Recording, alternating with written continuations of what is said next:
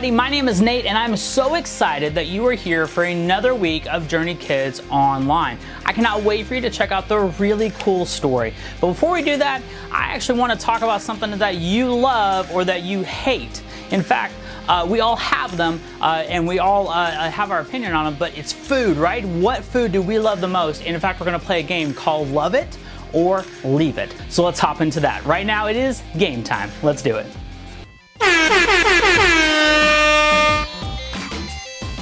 Love it or leave it.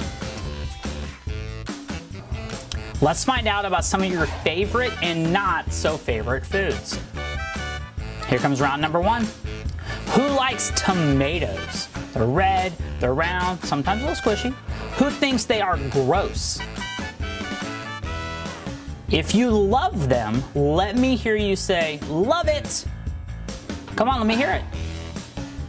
If you don't, let's hear you say, leave it. Leave it alone. Now find someone who agrees with you and give them a thumbs up.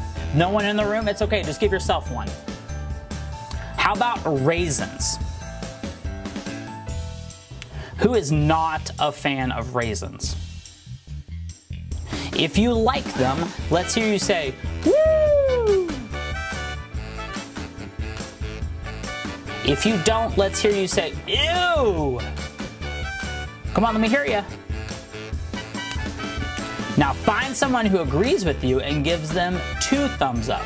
Remember, if you don't have somebody that agrees with you, just give yourself a high five. Remember, there are 2 more of these online today if you go to our Facebook page or our YouTube page. I cannot wait for you to check them out.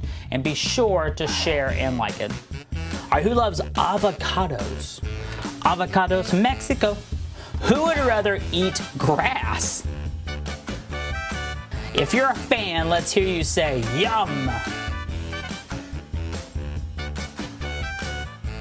If you're not, let's hear you say, no. Now let's find someone who agrees with you and tell them how smart they are. All right, I hope you enjoyed playing. I cannot wait to play again soon. Thanks and have a great day. Talk to you later. Man, I hope you had fun doing that game. I'm sure that even in your own house, you probably saw some differing opinions on what is good and what is not good. But kind of a turn when we talk about what is made in the image of God and what is not made in the image of God. It's really interesting to see because there's only one creature on the entire world, and luckily it is not Brussels sprouts. So you're good to go, or even blue cheese, right? It is you and me. And today's big picture question, like it was just last week we started it, is why did God create people? Why did God create people? So you may remember the answer from last week, but if you don't, that's okay. Our story today is going to talk a little bit more about that. I cannot wait to hop into it and let you see it. So let's watch the story together.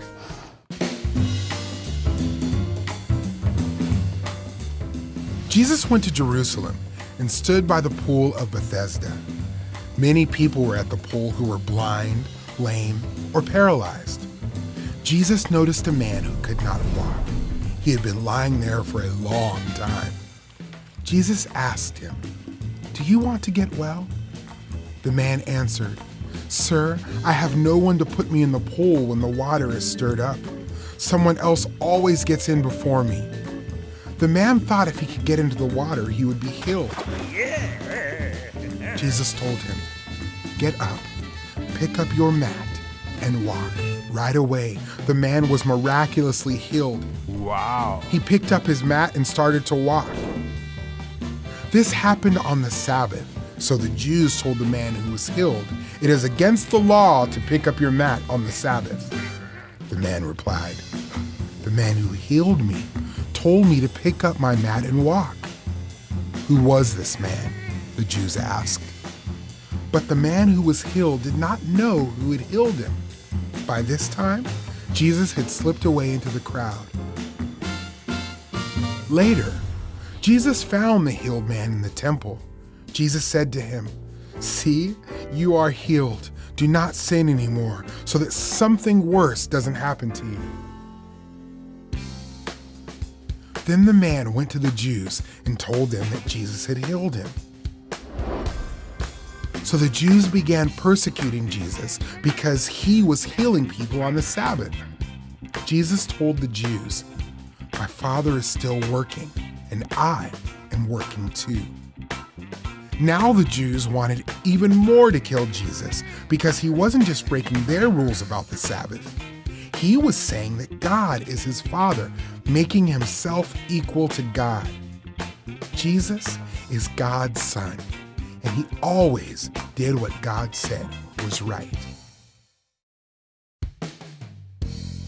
The man at the pool was unable to help himself. Jesus healed him, and he obeyed Jesus' commands. In a similar way, we are unable to free ourselves from sin. Jesus calls us to trust in him. When we trust in Jesus, he frees us from the power of sin and death so we can follow him and obey him. All right, so in our story, our big picture answer was right there from our big picture question. Our big picture question is what? Why did God create people? The answer is God created people to worship him, love him, and show his glory. Those three things are so important. They all have different aspects to them. Worship him because we know he is the one, right? Love him because, well, he first loved us. And show his glory because he does amazing and magnificent things just like our story showed today. In fact, it is crazy how God even makes some things that don't even seem possible. Many things are times called miracles, but in reality, it's just God doing God stuff, right? It's stuff outside of our control, outside of our power and realm, and we go, wow, that is so cool, right? In fact, I want to show you a little trick to talk about this, and so let's actually hop into experiment time. You ready? All right, let's do it.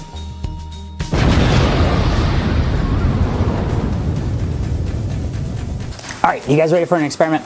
Okay, so, all right, we have a cup of water, all right? We have a straw, red's fine, cool, red. And we have another straw with a wrapper. And actually what we're gonna do here is actually just gonna rip some of it off, make a little, make a little trash here, whatever, all right? But we're gonna scrunch it up. Looks a little like this. All right, so all right, and then we're gonna take it off the straw. Ow. All right, so now we have, well, basically we got trash here, okay? All right, so you remember today's story has somebody that gets healed, right? Well, so Jesus goes to the pool that the man's been trying to get in for years, but he can't get in because he has no one to help him. And Jesus, instead of trying to help him into the pool, he heals him. He actually completely heals him, right? And he tells him to what? Get up and walk.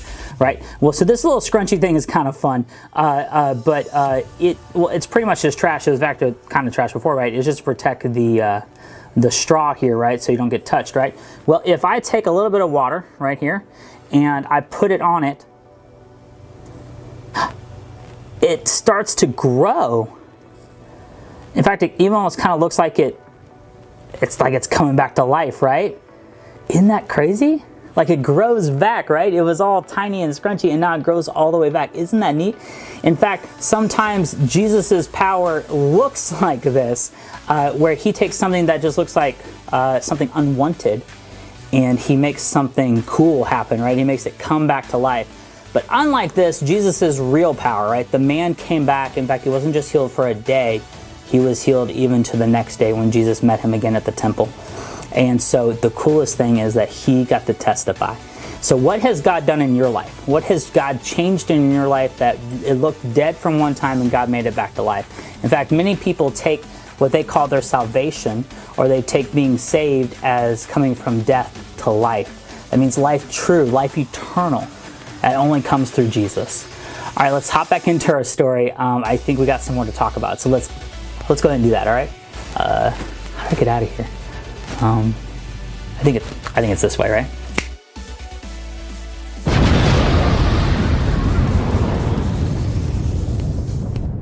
Feel free to do that experiment sometime at a restaurant. Sure, make a big mess, maybe even at home, but show your friends. But don't forget what it's all about. Talk about how God created something that just looks like trash, and he redeems it, or he brings it back to life. He shows it having new life, but it's really his power that does all those things. Isn't it amazing? Now, that little trick is not real life.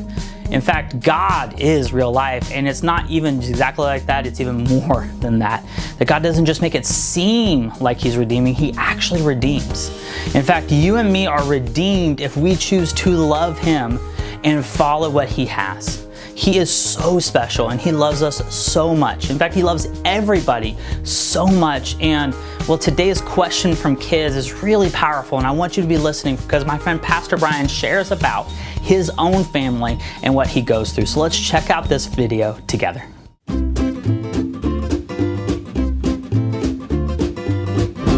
Hey there, I'm Pastor Brian, and it's time for Questions from Kids. Lucy from Wichita, Kansas asks, why does God allow people to have disabilities? Lucy, that is a fantastic question. You know, it's one that is really important to me because I have a daughter with a disability. She has a limb difference. And so this is a question that my family has wrestled with for some time. And so I'm glad you asked it. Well, here's the big idea, that people are born with disabilities in part because we live in a broken world. Sin has infected every part of this world, and that includes that at times people are born with disabilities, like my daughter who only has one leg and not two. And so that's the real reason in a nutshell. But let me unpack that for a minute more because I think this is really important. And this is something that we have really worked hard to communicate to my daughter and others. And it's this, that there are no accidents for God. That my daughter was knit together in the womb the way that God wanted her to be, and other people with disabilities are knit together the way God wanted them to be. Now, it's hard for us to understand this, but again, we remember everything God does is for His glory and our good. And so God has a purpose in disabilities. He's got a purpose in doing this. You know, we saw that in the story today with the man who was lame, that God used him to draw other people to Himself.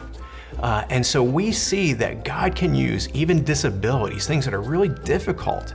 And we wouldn't want somebody to be born with a disability, but God can use even those difficult things in our lives to draw other people to Him, to help us understand how good He is and how loving He is. And here's the wonderful thing, that Christ came to make everything wrong right again one day.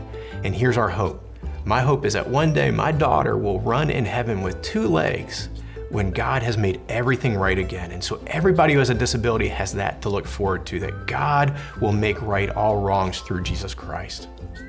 So here's a question back for you. How can you show love to people of all abilities?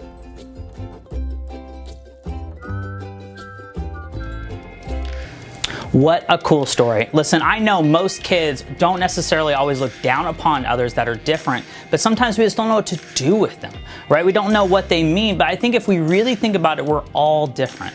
Sometimes you see it on the outside, sometimes not everything works, but I think if we really think about it, everything we are, there's gotta be something. There's something that we're not good at. There's something that maybe that you already found that you're great at. Maybe you haven't found that yet, and that's okay too. God made you special. But that doesn't mean God didn't create a person that you can see on the outside different than you. He made them on purpose. He made them for His glory. Why did God create people? To worship Him, to love Him, and to show His glory. That includes the people that may not look like us, act like us, or even are able like us. That doesn't mean He didn't make them special and amazing. I hope you see that through our story and even through our question today. I cannot wait to see you guys again soon and join together very soon. Thanks and have a great day. Bye.